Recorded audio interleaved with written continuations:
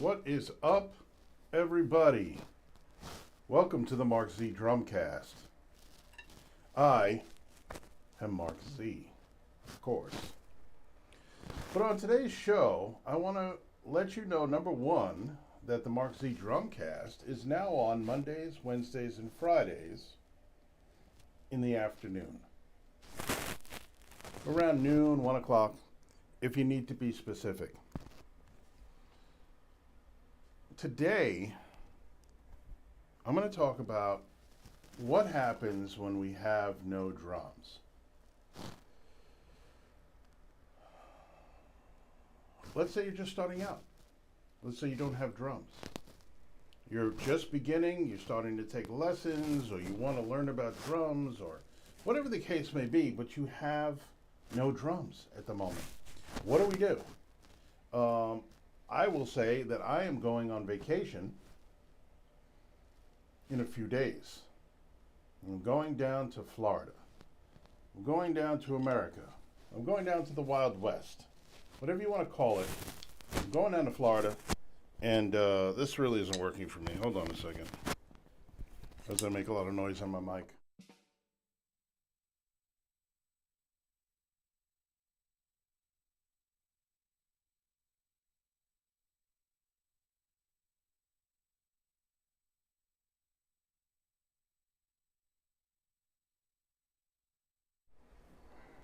Okay, that's better. I think that's better. I'm going down to Florida, going to visit some family, going to hang out, going to see some preseason football in Tampa Bay. But anyway, so what do? We're going away, we're going on vacation, or we don't have drums at all. How do I practice my rock beats? How do I work on stuff that is going to help me to continue to advance where I don't have to take time off? I mean, hey, listen. I always tell my students, if you're going on vacation, enjoy yourself. Have fun, go in the pool, be outside all day, enjoy yourself. Don't even think about drums unless you want to, right? I never pressure my students to practice during their vacation time. Of course, I always encourage them to practice because practice is very beneficial to them, and I try every chance I get to try to show them and explain to them how important practice is and how much practice benefits them. Does nothing for me if my students practice. I mean, it does a little bit for me because then we can continue to move forward in our progress. But practice is for the student.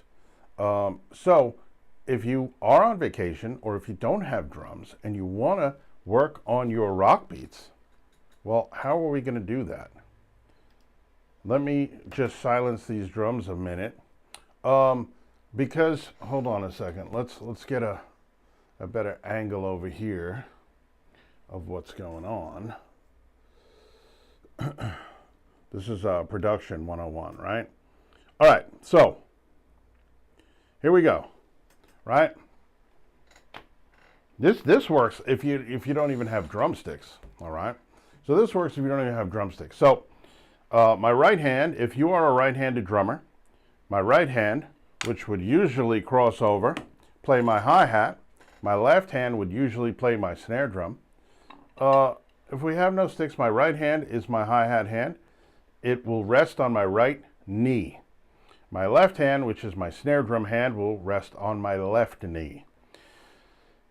So it doesn't matter if we're hitting anything, with sticks. Drumming is more about training our mind, training our brains to be able to coordinate movement throughout our body, our four limbs, to be able to create movement between our four limbs that is complex, often with different patterns for each limb happening at the same time, right?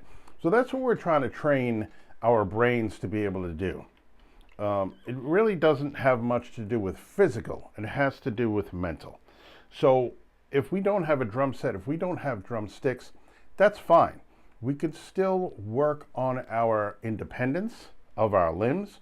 We could still work on our coordination, and we could still work on our timing. We could still work on all of that stuff. without drums. And these are foundational things, right? Timing, coordination, these are foundational things. These are things that we need to constantly be working on, no matter what kind of patterns we're playing or beats we're playing or double bass fills or whatever it is. No matter what we're doing, the foundational stuff always needs to be worked on. The timing, the coordination, right? The independence part of it. So, right hand, right knee, left hand, left knee. Our right hand is still going to represent our hi-hat. Unless you play hi-hat with your left hand, we'll then substitute your left hand for your hi-hat.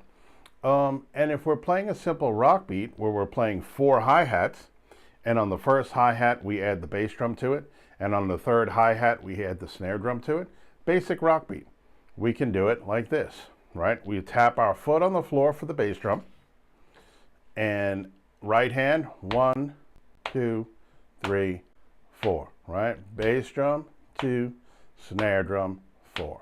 1, 2, 3, 4. 1, 2, 3, 4. I like to see my hand coming up to the camera. Okay, so that's a great way to work on your basic coordination, timing. You could play along to a song like this. I mean, a lot of people probably do this already. I know a lot of people tap their feet when they're listening to a song, and they maybe don't even realize it, but the foot's tapping along to the beat, right? So that's a timing thing. You could tap your foot along to the beat, but then when we want to work on the right hand playing eighth notes on the hi-hat, this is it. Here's your hi-hat. Snare drum on 2 and 4, right? Tapping the foot for the bass drum on 1 and 3. Okay, so if we're counting eighth notes, if you've gotten to the point where you're counting eighth notes, we'll count them like this. 1 and 2 and 3 and 4 and 1 and 2 and 3 and 4 and 1 and 2 and 3 and 4 and 1 and 2 and 3 and 4 and. So you can see my bass drum playing on the 1 and the 3, my snare drum playing on the 2 and the 4, and my hi-hat, my right hand playing on 1 and 2 and 3 and 4 and all eighth notes. Right, so that's definitely a very effective way to work on our coordination and our timing with our rock beats. And you'll be surprised that when you get back home or you get back on your drum set or wherever it is, you grab those sticks and you have that muscle memory, right? You have that, you've advanced that part of your drumming game just simply by tapping on your knees and tapping your foot. It's not as easy or simple as you think. But it's more important than you probably realize. So that's a great way to work on your coordination and stuff while you're away, while you don't have a drum set. You're going to see over the next week, let me see, Friday, Monday, right? So Friday show, Monday show, I got to check my schedule. Maybe even Wednesday show. I think I'll be here on Wednesday. But Friday show and Monday show, and I'll be traveling back on Wednesday.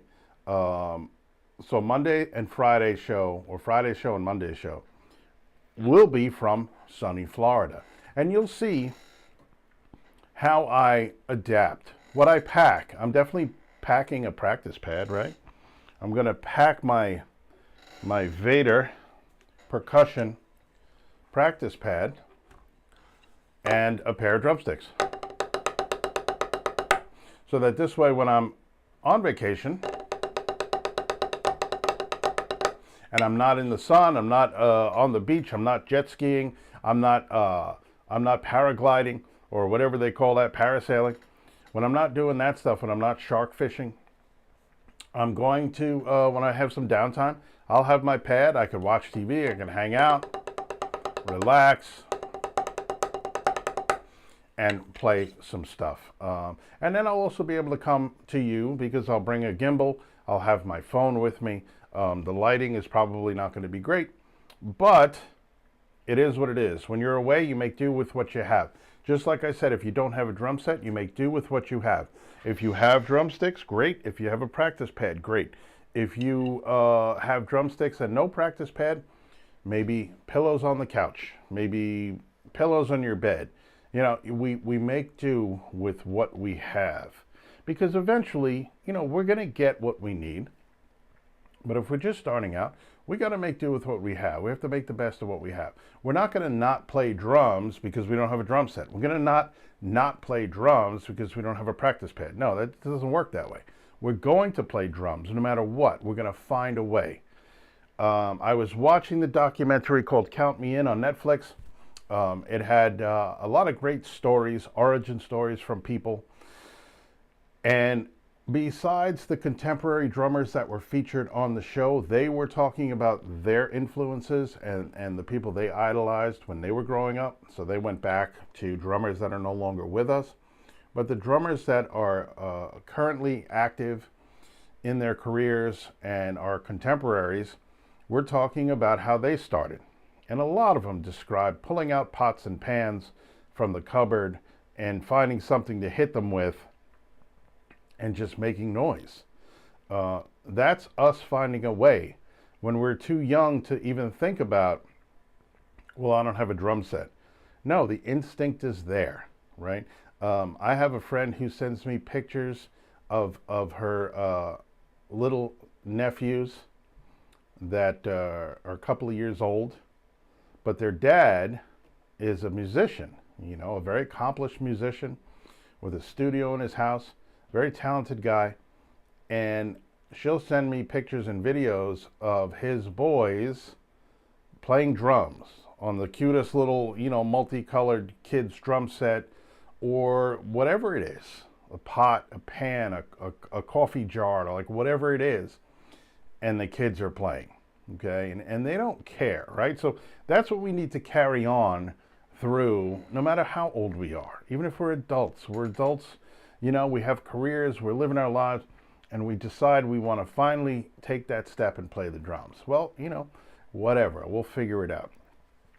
One of the students I was talking about who's made great progress in his first couple of lessons and seems to be very excited because he took that step finally. He made that phone call, he came down, he actually did what he'd been thinking about doing, but maybe was held back by some of these thoughts that we might have. Oh, I can't do that. Whatever it is, right? Not just about drumming, anything in life. Oh, I can't do that. So we take our time to do it and we don't jump on it right away. Well, he left there super happy because when he came in, he realized, wow, maybe I can do this, right? So he doesn't have drumsticks yet. And I taught him these methods. I said, just put your hands on your knees. Let's get this coordination going, right? Let's get comfortable keeping that right hand on the hi-hat or whatever hand you use on the hi-hat. Let's get comfortable keeping time with that. Let's get really comfortable being steady and on time with this one thing, with this one element of the rock beat. And then let's count out loud, and let's add the bass drum on the 1, the snare drum on the 2, the bass drum on the 3, and the snare drum on the 4, right? Let's do that. And it works. It's been working for him, so I'm super excited about that. So just make sure that whatever you need to do, we use our imaginations, right? We use our imaginations. I have a student that I teach virtually. He lives in an apartment. He's an adult. He lives in an apartment. He doesn't have a drum set. He doesn't have access to a drum set. So what we will do is a couple of times a month, he will rent studio time and he'll go down and he'll play on a real drum set. And I will join him there and we'll do an in-person lesson on a drum set for an hour. But the other lessons we do are virtual. And he will have his practice pad set up in front of him and a couple of pillows stacked up next to him so that I can see what he's doing, and he's got his drumsticks. And these pillows serve as his hi-hat because they're a little bit higher, and then the pad is his snare drum. He taps his foot on the floor, and he's been doing great in the progress when we actually do get into the studio and he sits down on an actual drum set. His progress has been steady and very good, right? So these things do work. We do have to realize that it's not about all of this. It's about this. And it's about counting out loud, and it's about developing an internal clock, which we do by counting out loud. And then eventually, I'm not saying we have to count out loud for, into infinity, but We count out loud when we're learning new things, and we count out loud when we're trying to build up that internal clock, when we're trying to strengthen that internal clock so that our timing becomes very, very solid. That's our number one priority as a drummer, is the timing of it all, right? That's what we're supposed to be doing. We're supposed to be keeping time. Okay. So, I told you earlier in the show, in the podcast, that Mark Z Drums, the Mark Z Drum podcast. Sorry, I've changed the name more than once. The Mark Z Drums podcast will be coming to you on Monday, Wednesdays, and Fridays. But I will be uploading videos, drum cover videos, instructional videos, and things like that. I did a couple of shows earlier that talked about my process in learning songs when I'm learning cover songs. I find myself doing a lot of cover tunes these days for other people, for different projects that I've been involved with.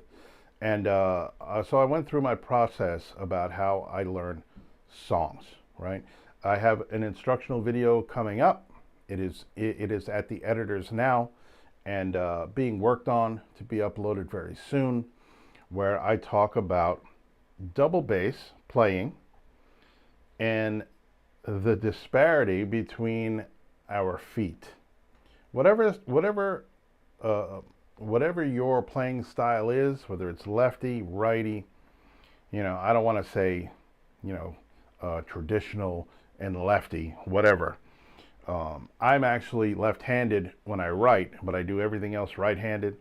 But I play drums right-handed. That's where I feel comfortable. That's how I learned, and that's how I have been playing since I started playing drums.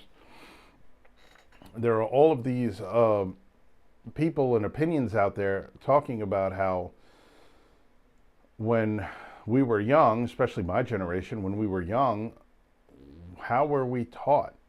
Left hand was discouraged. Writing with the left hand was discouraged. I'm still shocked at the fact that I write left-handed today, because I think back when I was coming up, left hand was frowned upon. Left hand was discouraged. And I hear stories all the time about people that tell me that they were left-handed, but they were taught and also almost forced to write with their right hands. So how I got through being a left-handed writer, but again, do everything else righty. Tennis, throwing a ball, I kick a ball with my right foot.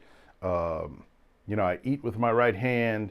So a lot of things I do with my right, most things I do with my right side of my body, and I only write with my left hand. So anyway, the point of all of this is that we want to make sure that we are constantly working on developing our timing by counting out loud. We want to constantly be working on our coordination by doing different types of patterns like paradiddles, double stroke rolls, single stroke rolls. We want to constantly be working on our timing by counting out loud and playing along to songs. Playing along to songs. Most recorded music today is recorded to some kind of a click track. So the timing of anything that we're listening to should be on time. And if we are matching what we're hearing in the song with our own drumming, then we can be pretty sure that we're working on our timing, and our timing is getting better. We also have access to free metronomes on our phones. So metronome is another great tool to use to develop our timing. And again, we're not going to be using a metronome all the time, but during practice sessions, when we're trying to play single strokes, double strokes, paradiddles, and we want to work on our time and make sure we're playing everything evenly, then yes, metronome is a great idea. But another form of metronome, like I said, is a popular song that has been recorded using a click track. It's a little more interesting, a little more fun. I've talked about this before in earlier podcasts, in earlier drumcasts, and it's the drumless track. So whether or not you're using drumless tracks that are released songs, that are actual songs, or drumless tracks that are based on genre and are kind of backing tracks, if you will, that don't have vocals, don't have lyrics, and don't have drums at all. So it may be a track of bass guitar, guitar, maybe some keyboards with no drums, but usually there'll be a metronome clicking either as a lead in or throughout the entire song.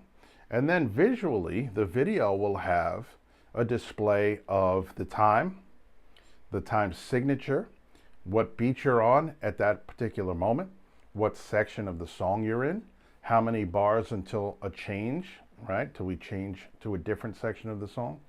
All of that stuff is really great information to have as you're learning song structure, you're learning beats and timing, you're learning how to play along to music. And then, like I said, you can choose genre when you're searching for drumless tracks on YouTube, and you can choose BPM, beats per minute. You can choose the tempo of the song that you'd like to play. So if you wanted to play a medium song or a slower song or a faster type of song, you can search by BPM drumless tracks. It's really cool. It's really fun to do, and it allows you to be creative. It allows you to work on your creativity.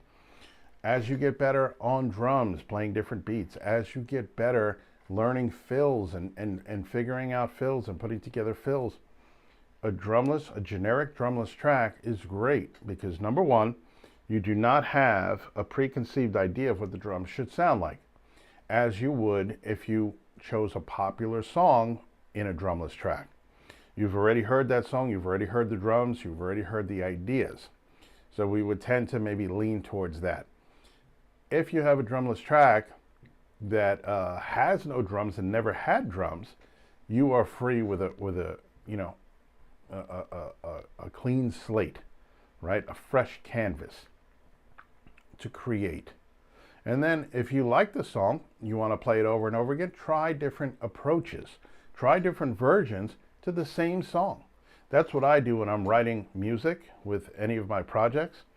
If I get the guitar tracks and I am tasked with making drums, putting a drum track to it, writing drums for it, I will often go through 4 or 5 different approaches to that riff, to that song, record all of them in my studio, and then go back and listen through each one with a notebook, and I make notes, version 1 through 5. I like this section of version 1, I like this section of version 2, and sometimes I will mix and match different parts from different takes or run-throughs that I've done and put them all together into one solid idea for the drums that I like. So it's really good to be able to use different approaches and record yourself playing and then coming back, listening, and see what really works with the piece of music you've been given, right? So all of that stuff is really good to help with your creativity and your timing. And the other thing too, drumless tracks and stuff like that, listening, watching while you're on vacation, right? Get used to the count. Get used to seeing where the song changes. What does the intro sound like? What does the verse sound like? What does the chorus sound like? Then the verse chorus might repeat. You might have a bridge, a solo part, right? Maybe another verse chorus and then an outro, right? Learning about song structure. So all of these things are really great tools. You can find them on YouTube. You could also check out my YouTube channel for some instructional videos, how to hold your sticks, how to play simple rock beats, paradiddles, rudiments, all kinds of things to get you started. Also, my own drum covers. You can see how I approach a drum cover, and you could also see my live performances when I perform live, wherever it may be. All of that stuff is up on YouTube. It's also fun too because you can go back and you can see where I started. You could watch videos that I've made from a garage, videos I've made from a small room, videos I've made from various places, whether it be schools that I worked at or wherever I had drums and could record some content. So that's always fun. And also check out my Patreon, all of my socials, Mark Z Drums, everywhere across the board. And yeah, I will see you next time on the Mark Z Drumcast. Come back on, what's today? Today's Monday. So come back on Wednesday. I'll see you on Wednesday. So thanks for hanging out. and I'll catch you next time. Don't forget, if you liked this video, hit the like button. If you have any questions or comments, you liked what you heard in this video, and you want to know more, either leave a comment below, definitely, or reach out to me, contact me through instant message on any of my socials, my TikTok, my Instagram, my Facebook, my Patreon. I'll talk more about the Patreon when it gets ready to launch. But yeah, that's it. Have a great day, everybody, and I'll see you next time.